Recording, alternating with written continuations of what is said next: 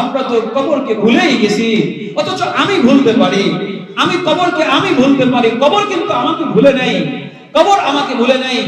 কিতাবের মধ্যে আসছে যে কবর দৈনিক দৈনিক একটা ব্যক্তিকে কবর নির্দিষ্ট যে জায়গা আমার কবর হবে ওই জায়গার থেকে কবর দৈনিক 100 বার ডাক দেয়, 100 বার ডাক দেয়। আমার নাম ধরে ডাক দেয়, বেলাল ইবনে আব্দুর রউফ, ফুলান ইবনে ফুলান, ফুলান ইবনে ফুলান, আমি তোমার কবর, আমি কবর থেকে বলছি, আমি তোমার কবর, আমাকে ভুলে গেছো, অতি সত্বর তুমি আমার মধ্যে আসবে। কবর ডাক দিয়া আমার নাম ধরে ধরে কবরের জায়গা থেকে, আমার যদি কবর দিনাজপুরে হয় দিনাজপুর থেকে কবর আমাকে ডাকে, কোনাবাড়ি হলে কোনাবাড়ি থেকে ডাকে, মাদারীপুর হলে মাদারীপুর থেকে ডাকে।